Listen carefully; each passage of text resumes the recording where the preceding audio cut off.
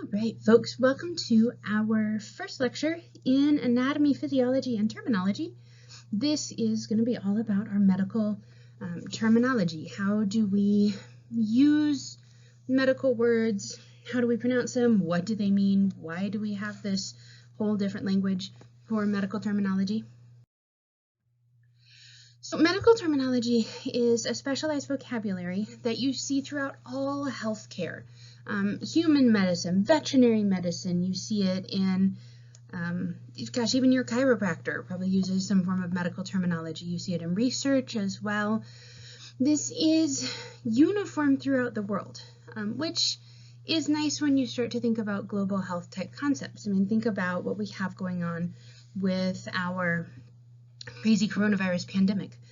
For example, if you are coordinating research between the US and Germany and Italy, you want to be able to have the same vocabulary to talk about the same things that are going on, you know, whether it's what you see in your patients or what you see with your virus or how you're treating the disease.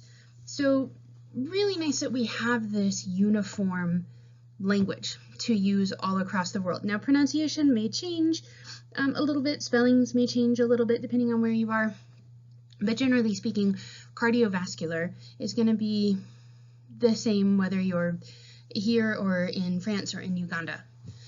Most of our medical terminology comes from either Latin or Greek roots. So if you have, I've yet to find a student who has any background in Greek, but if you have a background in any kind of Romance language, French, Spanish, Italian, Portuguese, Romanian, you will probably see a lot of overlap in our medical terminology. You'll see words that sound very similar or that look very similar, have similar spellings. You'll see a lot of things that you wouldn't have thought you would have recognized. This basis in Latin and Greek comes from just our background of modern medicine. The ancient Greeks, specifically Hippocrates, is considered the father of modern medicine. He did a lot of diagnosis. He developed a lot of our treatments, our diagnostic standards. We get this Latin influence then because the ancient Romans kind of took what the Greeks had and added onto it. So that's where we get this overlap. And you will see this sometimes in our medical terminology, where one word has both, or one term has both a Latin and a Greek root. For example, the word kidney. We have two words that refer to kidney. We have nephro, which is Greek, nephritis would be an example of that, and we have reno, which is Latin, which is where we get our word renal. If you've ever heard of someone having renal failure, for example, that's what that refers to. A lot of our words, because they come from such ancient cultures and ancient backgrounds, a lot of our words have origins in things like mythology, geography, history, poetry, any number of things like that. For example, the lady with the snakes for the hair on your right is Medusa. Medusa was killed by Perseus, ancient Greek tale. You can go look it up. This condition on the left of the screen then is called caput medusa. You can see these enlarged varicose veins surrounding the umbilicus right there. The word caput means head. So this condition is literally called head of Medusa. There are four parts to any medical word. The first three give meaning to the word. The last one is there to make it sound pretty. So we have a root, a suffix, and a prefix. We'll look at the three of those in detail. And then this idea of a combining vowel.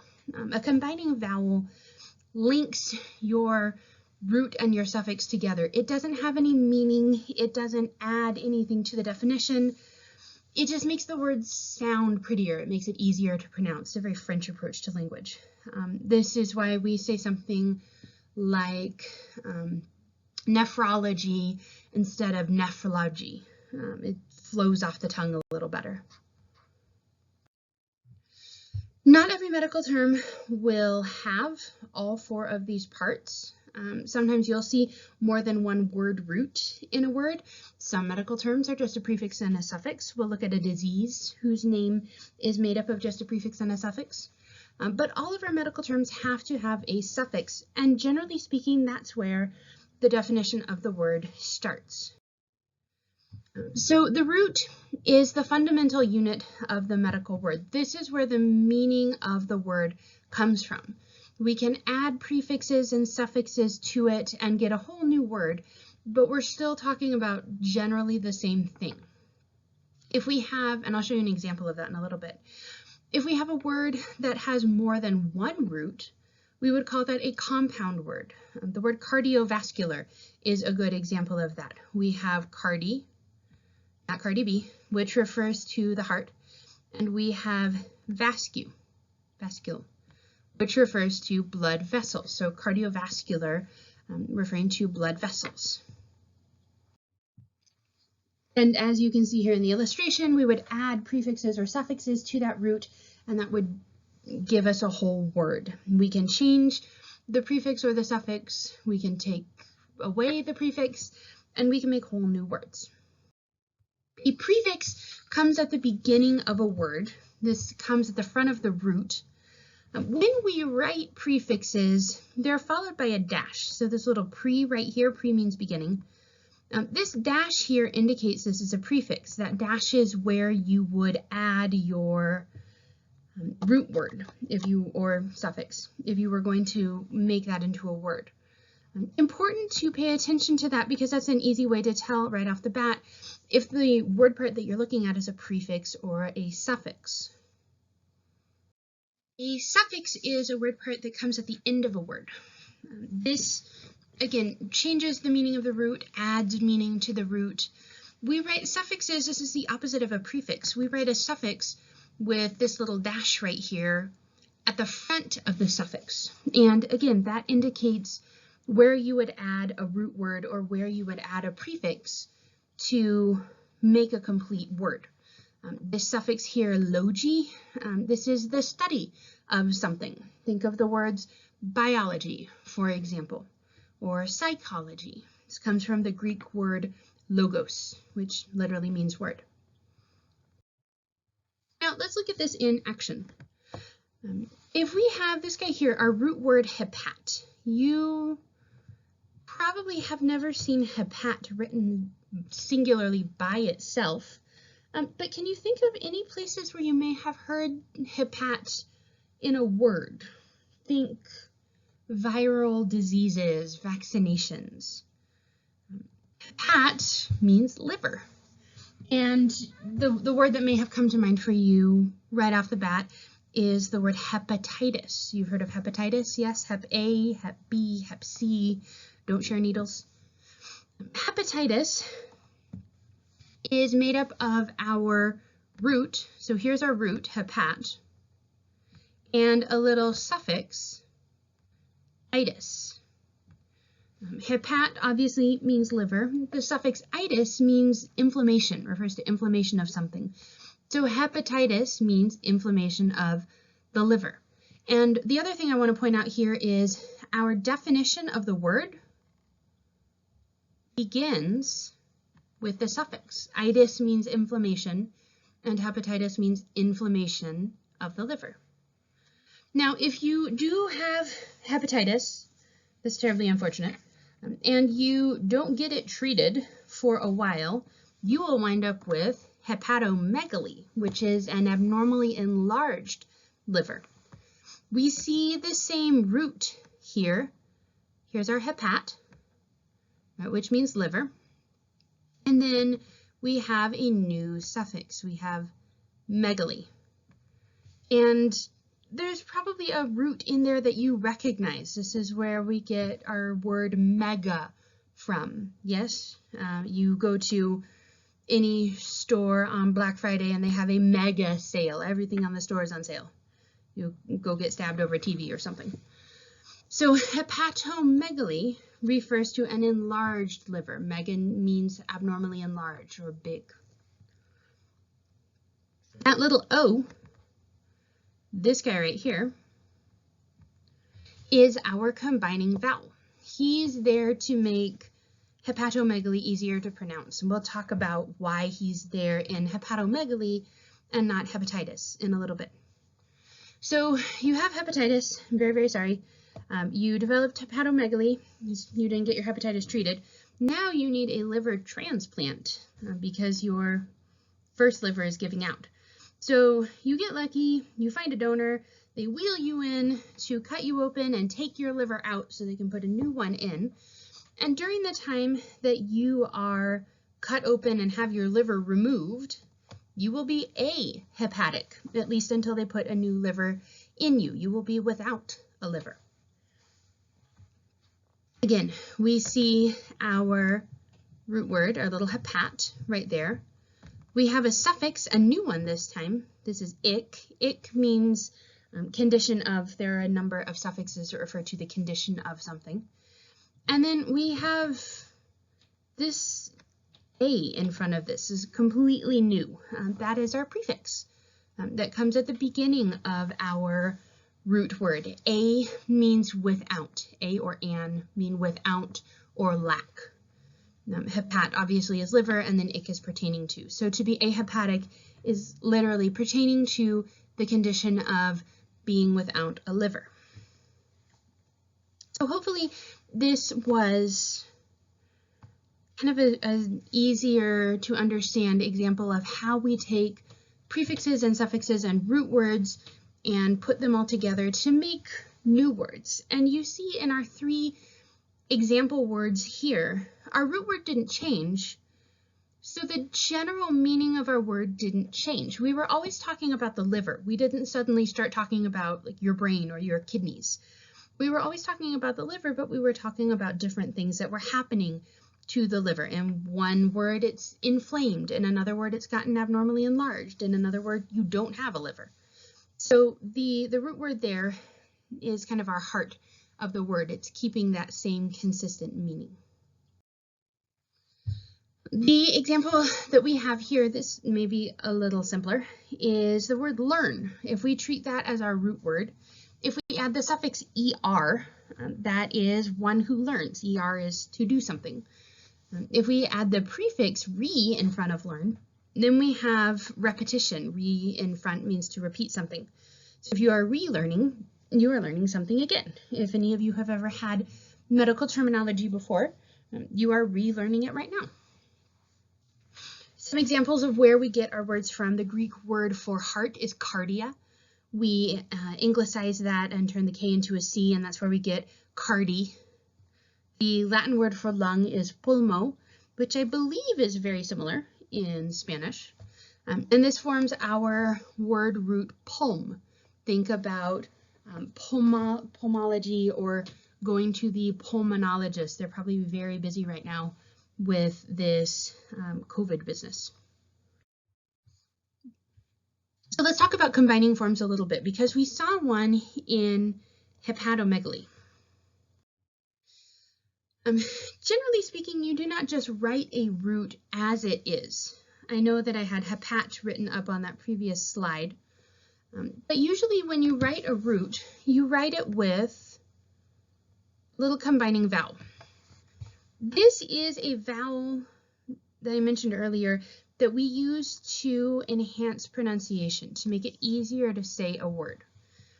A combining vowel is used if our suffix begins with a consonant. We leave it out, we omit it. To omit something is to leave it out if our suffix begins with a vowel. 99% of the time, your root word, or your, combining vowel is going to be an O. There are a few occasions where you'll see a combining vowel that is an A or an I or an E, but almost all the time it's going to be an O. So if you look in the back of your textbook, the very back of it, there's a very nice series of appendices that have lists of all your medical terms that you're going to need to know for the class. Please don't try and memorize them all in one day. But it has a whole bunch of medical terms, and if you look in it, you'll see all of your root words back there are written with a combining vowel, like we see with neuro right here. When we write a root with its combining vowel, like they have with neuro right here, we call that a combining form. And that's just simply a root word with its vowel. It's a very good habit to get into writing your roots with their vowels, writing them as combining forms. That way you never miss if you have a root that has a different vowel, has something other than O. Okay, so if you have a suffix that begins with a consonant, you will use your combining vowel. Remember the difference between a vowel and a consonant. A vowel is A, E, I, O, or U. A consonant is any other letter then. So the example that we have right here, we have our suffix logi, which is the study of something, and logi starts with an L, which is a consonant, and then our root word ner, which refers to nerves or to the nervous system. So we will add our combining vowel because our suffix starts with a consonant to get neurology. And again, remember that we just use combining vowels to make words easier to pronounce. The O doesn't add anything to the definition. It's simply easier to say neurology than it is to say neurology. It rolls off the tongue a little easier. So here's our nice example here, a root plus its combining vowel. In this case, they chose an O. When we write that together, that's where we get a combining form. Now, there are not a lot of hard, fast rules for medical terminology, like there are for learning other languages. And if you have ever tried or had to learn a second or third or fourth language, if you're an overachiever, you know that there are a whole lot of rules to language, and quite often those rules are broken for exceptions. There are not a whole lot of rules to medical terminology, but we'll look at the ones that are there. If you have a word that ends in X, that X will become either a G or a C if you're adding a suffix to that word. So for example, if we look at the word pharynx right here, there's an N right before that X, and that N is a consonant. Because there's a consonant before the X gets changed to a G.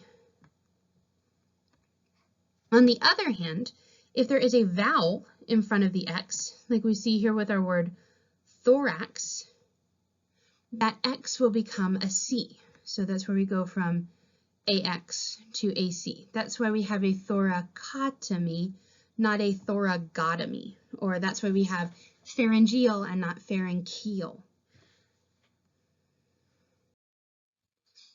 You'll see a lot of suffixes that begin with RH. Rhea, Rage, Rexis. All of these are written with one R in your book. Whenever you use them in a word, this R has to be doubled. So, for example, the word hemorrhage. Hemo refers to blood. Rage is a bursting forth or a gushing of something. So a hemorrhage is a bursting forth of blood, profuse bleeding. And when we use that suffix rage in a word, we use two R's instead of one. Make sure that you pay careful attention to that. You will see something about this on your quiz. Regarding pronunciation, phonetic pronunciation is provided in the back of your book. I strongly recommend, this is one of the few times I'll tell you to go turn on the television, but go pick the medical drama of your choice, House, Scrubs, Grey's Anatomy, ER, if you're old school. Turn it on. Don't pay a whole lot of attention to the diagnosis because sometimes it's sketchy, and you'll probably have to fast forward through them making out in the janitor's closet. But turn it on and listen to the words that are used, the medical words that are used. How are they used? How are they pronounced? Do they change when they add prefixes or suffixes? See if you can pick out the medical words that they're using. Write them down. Look up their definitions. That is a really good way to start tuning your ear to the pronunciation of medical terminology. Regarding pronunciation and the pronunciation that you're given in your book, a vowel that has no mark over it, no short little line over it, gets its short pronunciation. So it would be a as in hat, or as in cup. A vowel that has a little line over it gets its long pronunciation. It sounds like its name, so A, E, I, O, or U. Accented syllables are written in capital letters. Soft C, which is an S sound, is written as an S. A hard C is written as a K. A soft G is written as a J, and a hard G is written as a G. You will sometimes see silent letters in words. Usually these are prefixes that have a P and then another consonant right behind them. And that's what we see in these two words here. Pneumonia, the little N behind pneumonia, and pseudonym with the S behind the P. We drop the P and just pronounce the N and the S.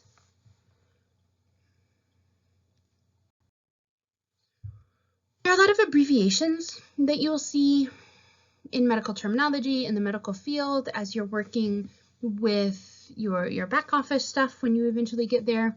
Abbreviations can be time savers, but if you are not using an abbreviation that is used across the board, that can cause confusion.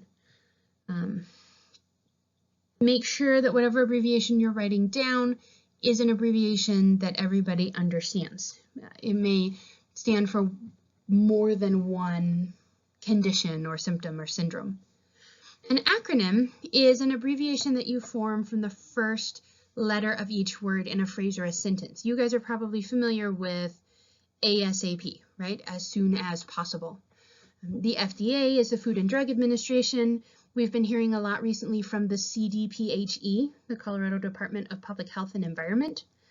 We've also been hearing a lot from the CDC, the Centers for Disease Control. Now, there are some symbols that you'll very commonly see. These would not be bad to know.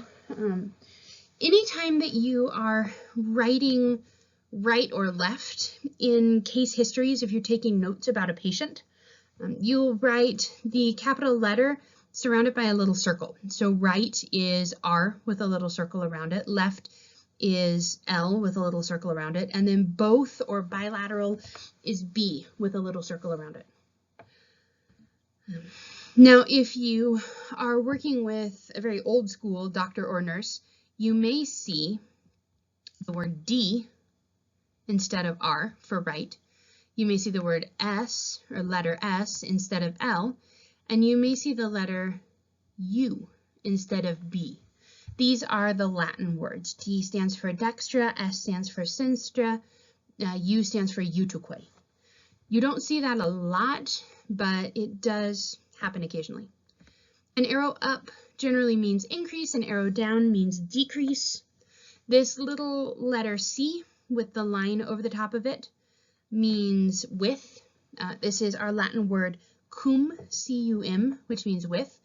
The little S with the line over it is our Latin word sans, which means without.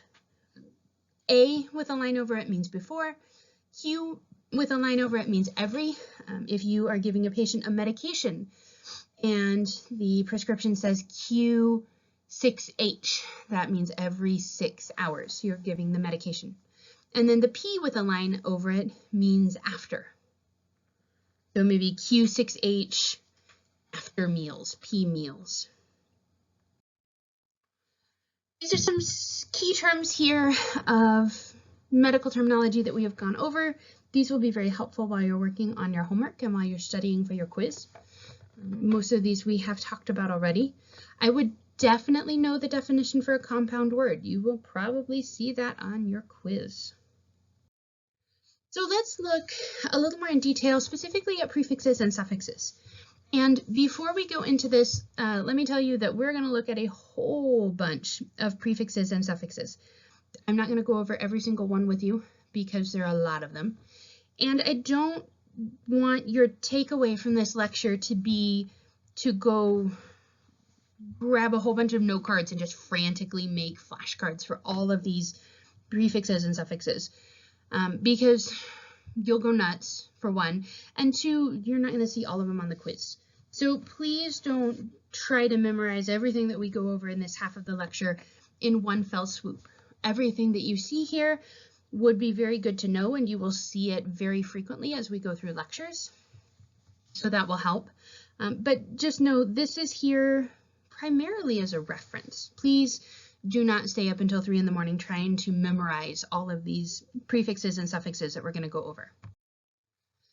So remember, a prefix comes at the front of a word, a suffix comes at the back, generally speaking, with a root in the middle, usually, but not always. So some objectives for the lecture. If you are comfortable with all of these objectives, you should do very nicely on the quiz. So a suffix is a word ending, and it modifies a root. Think about our examples with hepat. We had hepatitis, we had hepatomegaly, we had ahepatic. They all had different suffixes. They all had different meanings to those words. Sometimes a suffix can tell you if a word is a noun or an adjective. Take a minute, see if you remember what's the difference between a noun and an adjective. You can go pause the slides and look it up if you need to. So a noun is a person, place, thing, or idea. An adjective is a descriptive term. Usually the definition of a word starts with the suffix. Again, think about our words that we looked at with hepat. We had, for example, hepatomegaly, which is abnormally enlarged liver, because megaly means abnormal enlargement. Or we had hepatitis. Itis means inflammation of something. The example that we get here is myeloid. So this word myelo right here, this combining form, because we see a root with its combining vowel, means bone marrow. It also refers to the spinal cord. The suffix oid down here means like or resembling or pertaining to. So something that is myeloid is pertaining to or like bone marrow. If we keep the same root word and add a new suffix, so instead of oid, now we have oma, we have a myeloma, a tumor of the bone marrow. A suffix that ends in sis usually turns a root into a noun, and you can see this a bunch of different ways. Osis, esis, isis, all of those refer to a noun, a person, place, thing, or idea. There are lots of suffixes that mean condition of. We talked about that a little bit when we talked about ahepatic. The suffix ia, for example, ism, cis, and y. Cis, remember, also makes things a noun. So a thrombosis is a noun. A thrombosis is a blood clot in a blood vessel. There are lots of suffixes that refer to a medical specialist. Some of these you've probably heard in one way or another. Our suffix ian, for example, think of a physician. Iatrix refers to medical specialty as well. So where we get your pediatrics, pediatric nurse or pediatric doctor.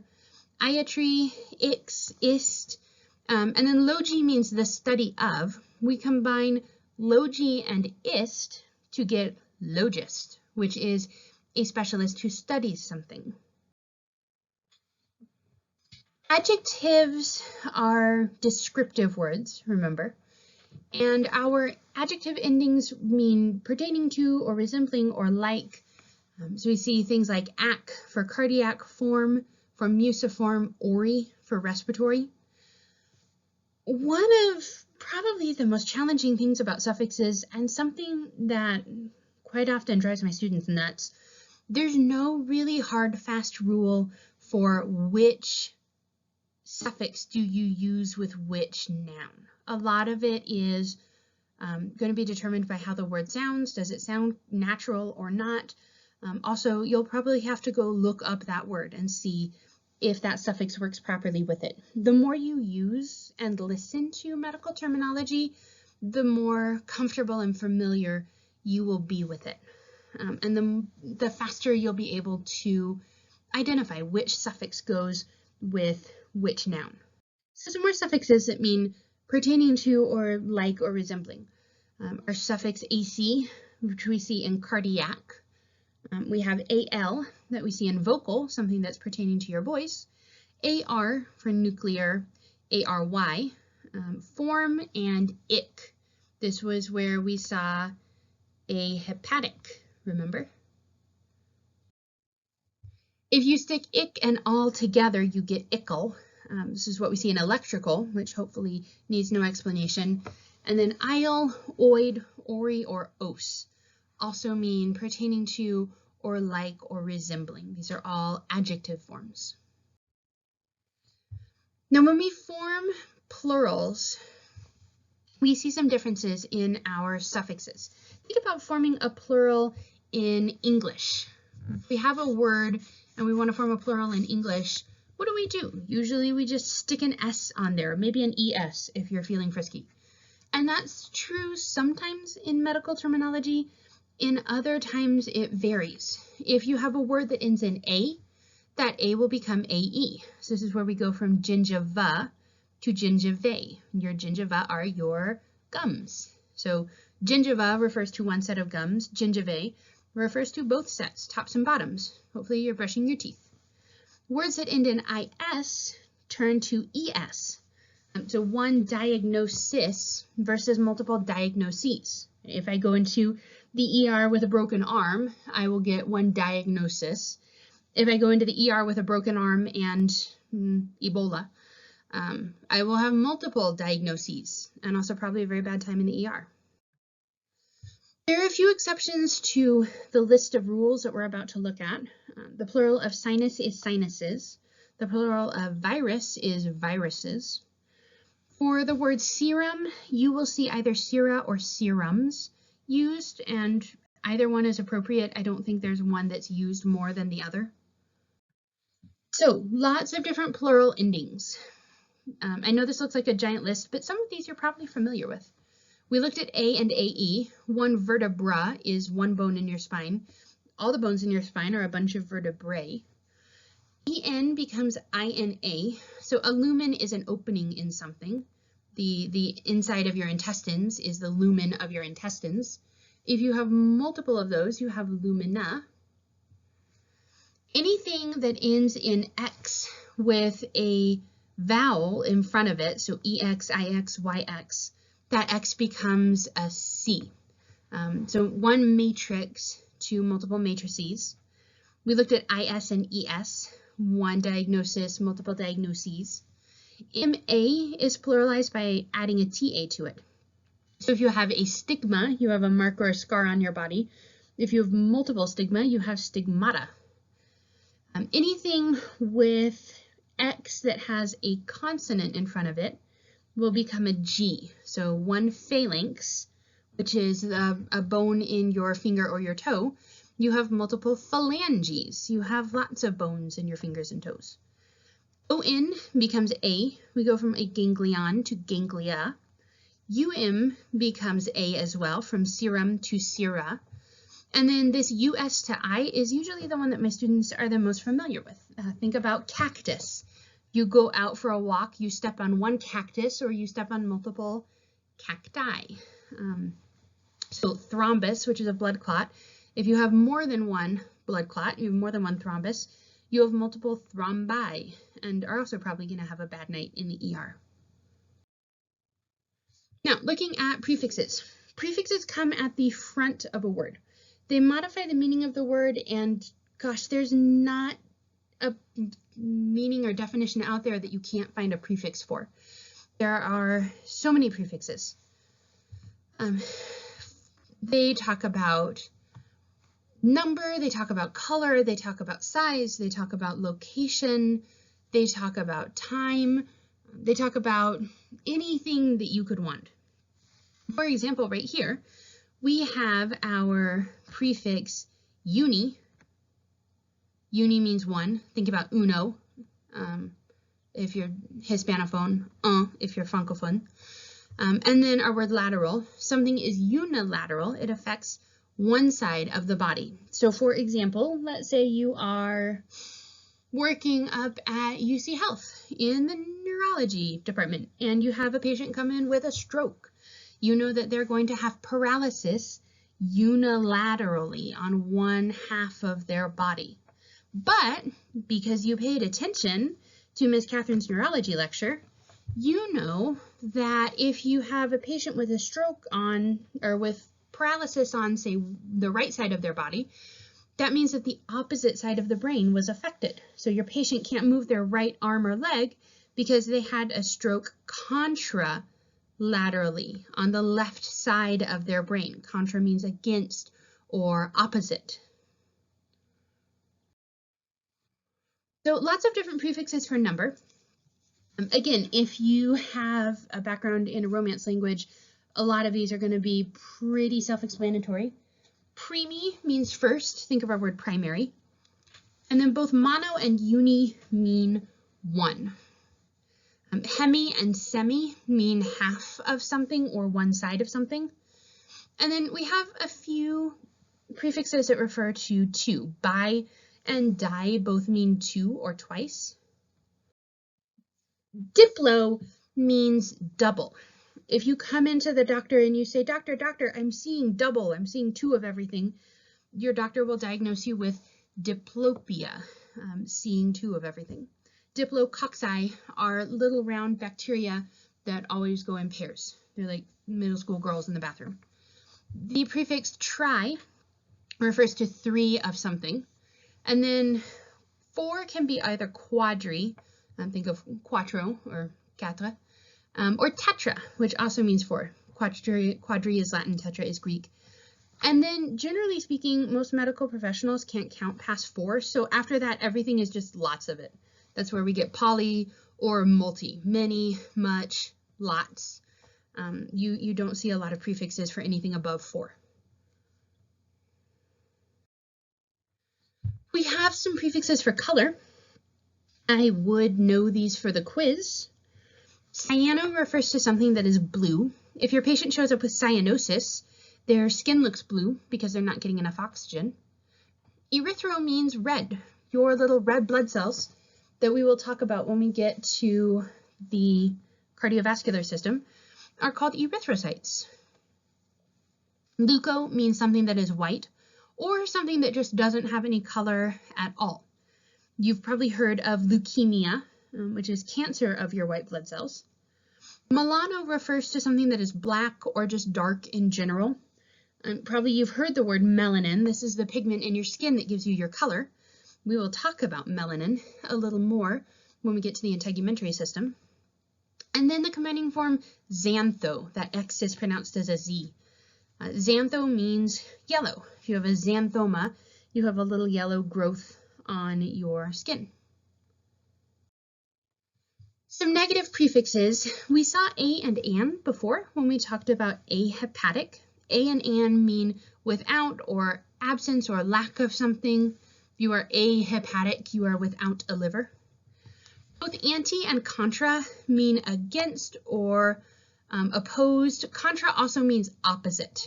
Think about what we said with a stroke. If you have unilateral paralysis on one half of your body, that means that your damage on your brain was contralateral. So if your patient has weakness on the right side, the left side of their brain had the stroke. Or if your patient has weakness on the left side of their body, the right side of their brain had a stroke. The prefix D means removal, without, down, loss. It has lots of different meanings. The prefix dis is very similar to D. It also means removal or absence. It can also mean separation. A dissection is separating out tissues to study. In and im both mean not. These are pretty common prefixes we see a lot. Impatient, for example. If you're incontinent, you're not able to control excretions. You see sometimes urinary incontinence. Non and un are also prefixes that you probably see a fair amount. They both mean not. We have prefixes for direction, ab and ad, two If we use the word ab, that means we're moving away from something, generally away from the midline. So if you are standing straight, looking forward, and you raise your arms up to the side, like a little T, that is abduction. The prefix ad, ad, means to bring something toward. So to adduct would be to take your arms that are out at your side like a T and then bring them back towards your body. You'll see pictures of this when we talk about directional terminology in the next lecture, and hopefully that will make a little more sense. The prefix dia or dia, D-I-A, means through something. I always tell my classes, think about DIA, the airport itself. Nobody goes to DIA to just hang out for the day. I mean, you might. Usually you don't. You go to DIA to go through the airport, to go somewhere else, hopefully somewhere cooler than here. The prefix per and trans also mean through or across. Prefixes for degree, these are talking about measurement. Hyper and hypo are two that I would absolutely commit to memory now, and also that I would know for the quiz. Hyper means excessive or increased a lot of something. Think about the hyperactive kid, for example. If your patient has hyperglycemia, they have a very high level of sugar in their blood. Hypo is just the opposite of that. It's below or beneath or abnormally low. So if you have hypotension, you have abnormally low blood pressure. The prefix oligo means few or scanty or a little. Pan means all. We are probably all sick of hearing about pandemics right now, but that's what's going on right now. We have a pandemic, a disease that's affecting the whole world. And the prefix super means above or excessive. Some prefixes referring to size and comparison. Equi is one of equilibrium. EU is pronounced you. This is true or good or normal. This is where we get our word euthanasia, an easy or painless death. This combining form here, thanato, means death. And yes, that is where Thanos got his name, if you are a big Avengers fan. Rest in peace, Tony Stark. Hetero refers to something that is different or unequal. Homo or homeo to something that is the same. Iso means the same or equal as well. Macro is the prefix version of megaly. Macro refers to something that's very abnormally large. Poikilo is, I think a suffix is not used enough. Poikilo means something that is irregular or abnormal or varied. So poikilothermic is a good example of that. Let's say you go into your patient's room to take their temperature, and the first hour their temperature is 98.6 degrees, and the next hour their temperature is 95 degrees, and the next hour their temperature is 102 degrees. Their temperature is poikilothermic. It's all over the place. It's not steady. The prefix pseudo means false. You've heard maybe of a pseudonym. And then we've seen before, means to do something again. Some prefixes for time. Anti means before. Do not confuse this with anti, A-N-T-I, which means opposed to or opposite. A-N-T-E means before. Pre and pro also mean before. Post means behind or after. Some prefixes talking about direction. Dextro and sinstro we saw before. This was that D and S that mean right and left. Anything with ect or x refers to something outside. You've heard maybe of an ectopic pregnancy, a pregnancy that occurs in the fallopian tubes outside of the uterus. There's some prefixes for position. These I would be familiar with. Indo means within or inside something. Meso refers to the middle of something. And then syn or sim means together. If you talk about, for example, symbiosis, those are organisms that live together. And then tele or telo refers to the end, which is very appropriate because this is the end of this lecture.